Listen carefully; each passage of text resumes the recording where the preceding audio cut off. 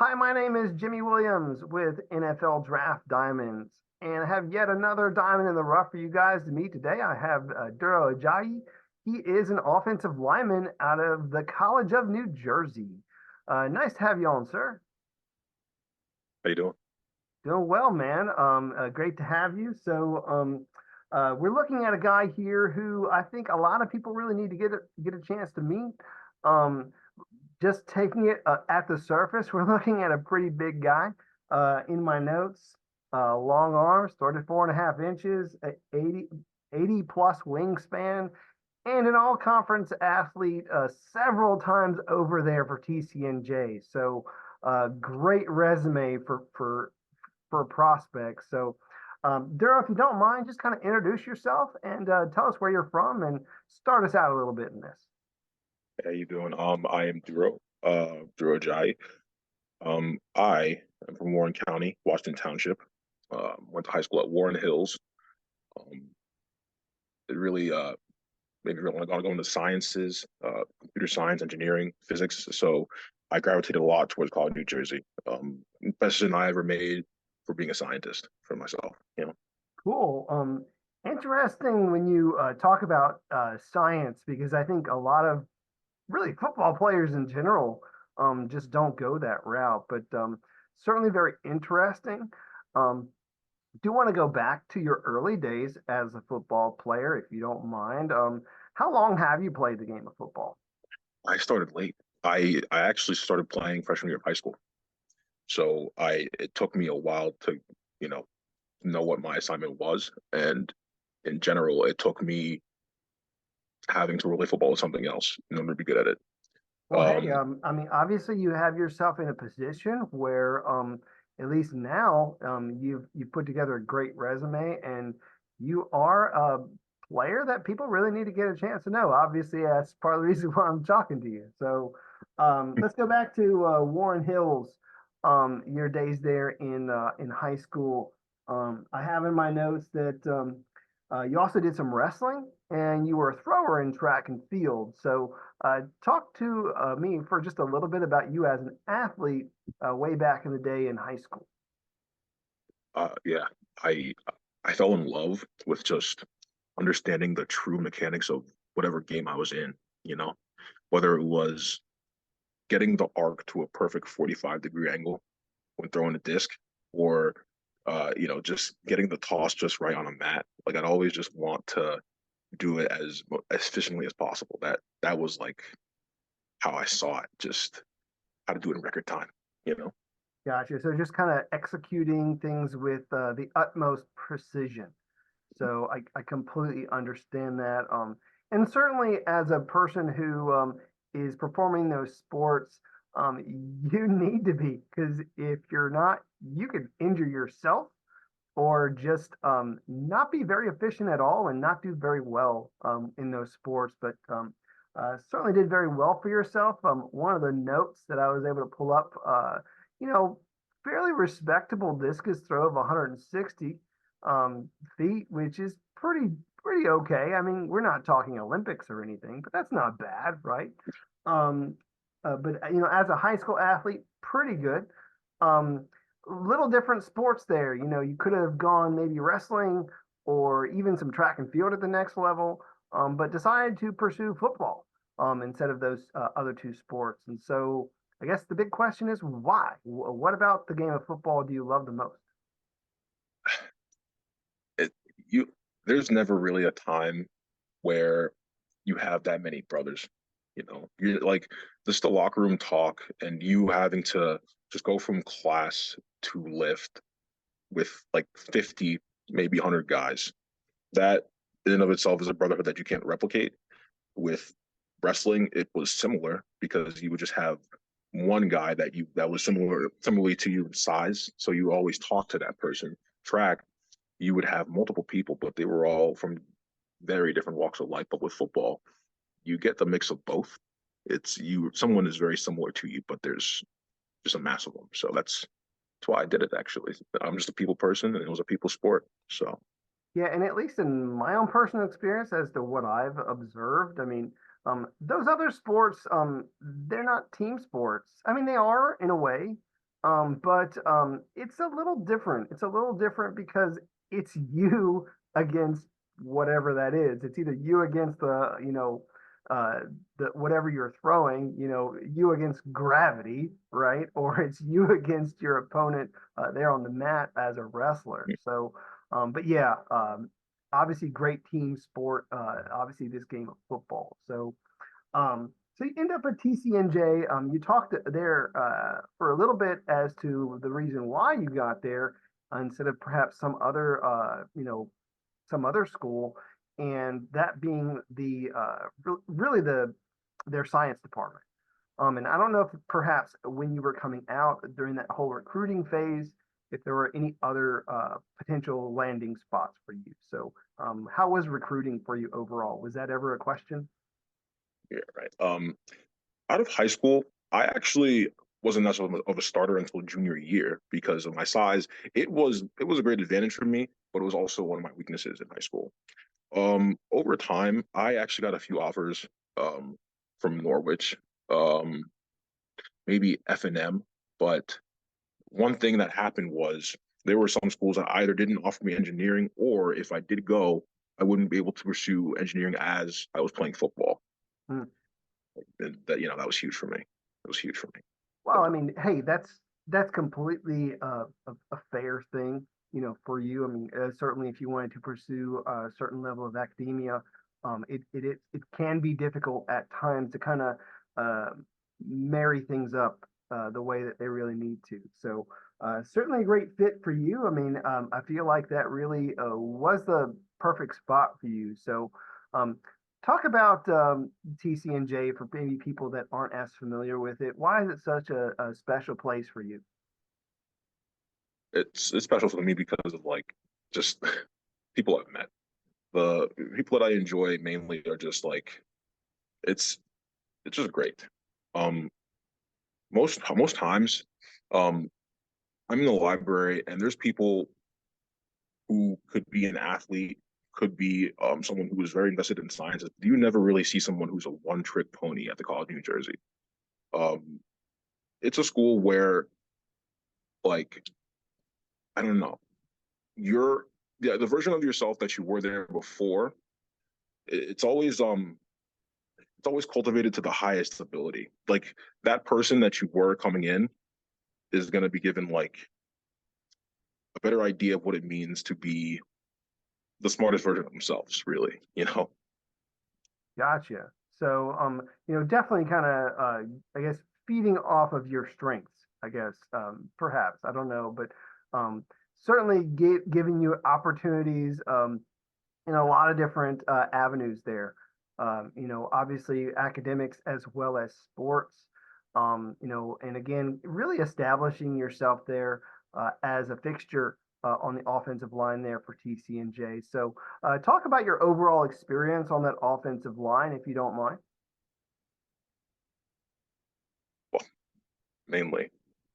There, you have to work hard.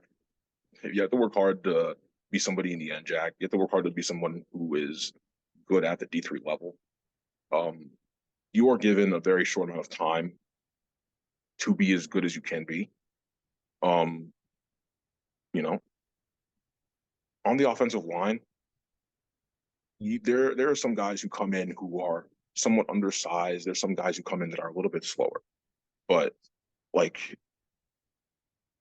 it's important to just look to other people to find out what you can do that's better. And I took pride, so much pride in becoming the person that, hey, Duro, how'd you do that? How'd you crack down on this double team that much faster than I did? How did you actually kick set to the point where you can get one hand on and just offset? Like, there's nothing like being able to teach in the way that you wanted to be taught when you were young, you know? That opportunity in itself was everything to me in TCJ. So Yeah, and so really what I was trying to get at is you've been a tackle, right? I mean, where have you played there on that offensive line? Are you on the left side, the right side? I mean, do you come inside a little bit? Just kind of give me the short answer. Right. So it technically isn't a short answer because it's based on the fact that there's a field and boundary system. So wherever the ball is, if it's to the left hash, I'm the left tackle. If it's on the right hash, I'm the right tackle. But I can play both. Um, Interesting. yeah, And so, I mean, does that happen regularly as you guys play? Is that how your coaches run it, like normally? yeah. Normally it's Interesting. always field boundary. Yeah. So you're kind of like you said To always where to like the toward boundary, the or you're side always to to the boundary. I'm okay, always toward the sideline. gotcha. It could So actually it again, confused me when I first learned it too. Yeah. I mean, it's a little different than Hmm. obviously how most teams run it. So, and I would imagine they do that purposely because, they get a player like you who, let's just face it, at the Division III level, we're not seeing a lot of guys your size who can really do such a good job as you have done. And so they're obviously moving you to where they need you at that particular time. Either they're disguising what they're trying to do or they're literally moving right behind you. So it obviously makes sense to them and what they've been able to put together there. Um, uh, let's continue to talk about that offense. So again, your I guess strong side or whatever the heck you want to call it, however you want to you It's know however they implement things out there. But give me a sense for your guys' bread and butter. Like when you talk about your offense, like what's your typical out there as you go throughout a game. right. So mainly we like to do inside zone. Power is a good one. One back power is very good for us, and then we use that to make them, I guess, hunker down so that we could actually open up our pass game. But it's a lot of verticals for the pass. So that's the main idea for us. Gotcha. And so walk me through one of those moments, if you don't mind, either through one of those plays that you've executed. If there's maybe like a favorite game or highlight that you've been a part of, share one of those real quick. Oh, for me, one thing I do love is the backside of zone read because I mean you want to be like nice, low and controlled when you're in the zone, but you can get a little wild with it if you're on the backside and you need to just open things up. Where there's maybe a tackle, you just close the door as soon as possible. Maybe put him in the dirt. But if you pancake him, it isn't as good as you just passing it off to the guard, getting up to a backer, and making a nice little lane for somebody to sit in. I love. I love doing that. Just I don't know, providing each and every blade of grass. That's one of the best things I love doing. Gotcha. So, give me a game. Talk about one of your Oh, favorite games. okay. Okay. Yeah. Um, Mainly Gettysburg. And that was a big favorite of mine. But second favorite, I'll say is Salisbury because that was a win that took us like I don't know 3 years to pull off. Hmm. So that's what it took, man. You Well, know. I mean, nice to be able to get a win over those guys. Certainly, some more talent there for TCNJ. I interviewed your guys' tight end a while ago, who I believe is going to be one of the top small school tight ends for next season.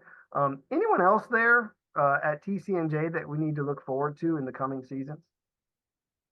Um, we got a lot of fast guys, but mm, they don't have that girth. Not like Burke and me do. I would say so. That's I would leave it as whoever you see makes their name known next season. That's a fact. More than likely, because I mean, obviously, they're recruiting guys, they're bringing guys in. You got to coach guys up, you got to get them prepared, got to feed them, got to make them grow. That's just kind of how that works. Because when you're recruiting guys at the D3 level, like some of them, you literally got to say, hey, you got to put on some weight. So we'll see what happens. This upcoming season. Certainly something to look forward to. But certainly right now for you, Duro, I mean, you are in a position where you're trying to get to the next level. You're trying to get yourself noticed. And after your time there, when you're done collegiately, you were able to participate in the FCS Bowl. Anything that you want to talk about with regards to your experience there, and maybe some of the matchups that you were able to encounter while you were there? Dude, I love the FCS Bowl. There were guys there. They I didn't assume that I they were like, somewhere around between 5'10" and 6'4". No, people who have those dimensions don't make me feel like I need to alert myself. That in and of itself, the first day, it was a small rude awakening, but that in and of itself made me so much better. I had to actually prepare for a game. That made me so much more of a technique man in my eyes. It took me a day to fully adapt to what they were doing, and just getting my hands on them. Once I got my hands on them, it was over. So, you know, Cool. that is what I'm thankful for the FCS Bowl for. And I mean, again, you're a D3 guy who you get an opportunity in the FCS Bowl, and you're not just up against D3 guys anymore. Some D2s, some D1s. There are some guys there that you're matching up against and really trying to prove yourself against them. Um, and I'm pretty sure you held your own during those experiences. So, um, during that time down there, I mean, were you able to interact with any pro scouts or anything, or how did that work? I did not interact with as many pros as I wanted, but that is where I met my agent in person, if I'm allowed to say, actually. Sure. Go ahead. Yeah. We Mr. Perez and I, John Perez and I got together on January 6th, made it a merger, and that just kickstarted my, I guess, true NFL journey, just beyond having aspirations for it. So, Gotcha. Well, certainly in a position right now where you're gonna, get an opportunity at the next level. So, all that sounds great. I guess the question right now is, what are you doing at the moment? Certainly, FCS Bowl's done, season's done. Are you training somewhere? Or are you with a particular facility or coach? What's going on these days? right. Between the months of December and January, I was at a test facility, and then they gave me a specific plan for me to do on my own while I was at school. So right now, I'm training like somewhere between 5 to 6 days a week, just running, squatting, bench pressing, just trying to get ready for that. You know, that and the fight under the bar has been very tough with that like 80-inch wingspan. It actually is a lot. Yeah, So, I mean, it's kind of strange because you hear these stories of these guys, really pumping out that 225 bench, and you're like, man, it's great. He's got that thing up like 25 times, but oftentimes what happens is you find out, oh, they only have like 31-inch arm. You have like another three and a half, so it's literally more work to oh come yeah. up a little bit further. So definitely a little bit more challenging for real.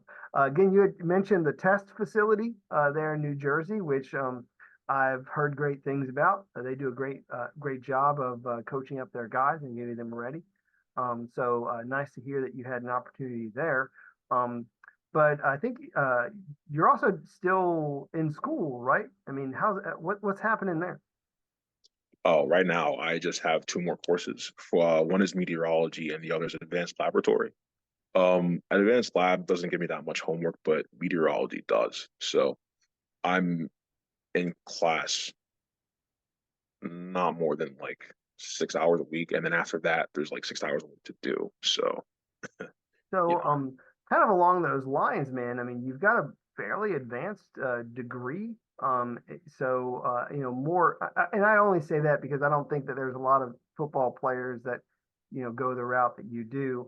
What do you see yourself doing after your football days are done, man? I mean, what's going on there? I'm just curious. oh, I have the choice of engineering or science of any kind. My goal while I am playing football is to stay within um, what education actually deems necessary for someone to have the skills to work in a technical institute or a utility engineering company. But that is my goal, just to be someone who can literally do anything. like just to understand why something happens rather than how it does. That can make you more valuable than gold, actually. So yeah, there's that. Well, Duro, in a way, I kind of I don't know, maybe describe you a little bit as a Renaissance man, for what for that sort of thing, meaning like you can do a little bit of everything. I mean, isn't just you know, a thick-headed, guy out there as a football player, as perhaps others might say, but certainly a guy with a good head on his shoulders and a smart one at that. So, but other than that, is there anything else that you want to share about yourself? I mean, anything outside of you as a football player, interests, hobbies, or special talents, or anything else that you want to share? The meaning behind my name actually, it's the reason why you say Renaissance man, and I smiled because I read that in a textbook, and I was like, yeah, I'm gonna do that with my life. Um, like I'm this way because I was like raised to be. The reason I say this is because Duro is short for Duro Dolu, and that comes before my middle name Lolade. Um, Altogether, Duro Dolu Lolade. In translation of that, it's wait on the Lord. A person of wealth has arrived. That my mother telling me that at like 5 years of age, like every day, I think would it would give someone a very firm sense of their identity and what they're supposed to be doing with their time. So that's why I'm this way. So yeah. So again, your full name means wait on the Lord, a person of wealth has arrived. Yep. Duro, wait, Olu, God, Lolade, a person of wealth, is now here. I just think that's amazing. Of course, of Nigerian heritage, which I think is a great part of you. I mean, it's nice to be able to just continue that legacy and that culture. Um, can you share a little bit about that if you don't mind? I mean, let's just I'm gonna ask you just a simple question. Favorite Nigerian dish? Jollof rice and efo riro. Efo is like spinach, and then it's like so much meat that you could like get from like turkey. It could be beef, but it's all just stewed together, nice and oiled together because to make it not too oily but even, and then the spinach is in there. And then the jollof rice is like you guys have heard of that. It's like what Nigerians and Ghanaians are fighting over, which is better. It's just the nice hot rice that goes together. That is what is why I'm this size at this point. So Of, of course. So I mean, yeah, if we eat the jollof rice, we'll all be 6 foot and 300 7, and 6'6" eight or points, something. yeah, something like that. Yeah. I don't know. Maybe I need to eat that more often because I mean I'm definitely not as big. Oh So, yeah. Oh um, yeah. anyways, couple other quick questions, man. I mean, we are getting up there in time, but a couple other things just for fun. Oh, of Um, course. uh, you have anything on your bucket list, man, that maybe perhaps you would love an opportunity to do? Maybe sooner rather than later. That's a tough. I might try and pursue acting at some point in life. I don't know. I like the idea of it. Okay. It's obscure, but you did say Renaissance man. I wanted to be someone who could do that sport, the sciences. I haven't found a piece of art that I like. I don't like painting, so I don't know. Maybe I'll just pretend I'm somebody else. I don't know. Okay. Well, Yeah. nice to learn more about you as a person off the field, but again, do need to wrap up our time. Of course, you're going to have a pro day here very soon. Go out there and maybe showcase to some scouts, and that will hopefully, love you and give you that opportunity. So, I want you to hit them with your pitch. Tell them why they need to take a chance on you and give you that opportunity. So, go ahead. Well, for my elevator pitch, generally speaking, um, as I said before, I'm not like other players. Um, from the get go, in order to catch up, my idea has always been to be more analytical about the game by the guy next to me. I've always had that drive to actually know why something has happened, not how it actually occurred. That like understanding that gives you so much. It gives you so much cognizance. It's almost precognizance, if you get what I'm like saying. You almost like know what happens before things can actually get rolling. It's pretty cool to actually just predict, you know. Gotcha. Um, Certainly a lot going for you, which I feel, these scouts are really going to, love about you. Again, you kind of talked a little bit about your ability to, play on both sides of the line, which I think is great. And, you come to the table with literally your genetics, man. I mean, you're a big guy. And scouts love that. I mean, it's something you can't teach. You just kind of have to get fed that jollof rice and you see, how big this guy gets. So, but Duro, I want to wish you a very best of luck in your endeavors. All right. Thanks for having me, Jimmy. No problem, man. You're welcome. And again, we have Duro Ajayi, an offensive lineman out of the College of New Jersey. Check this guy out.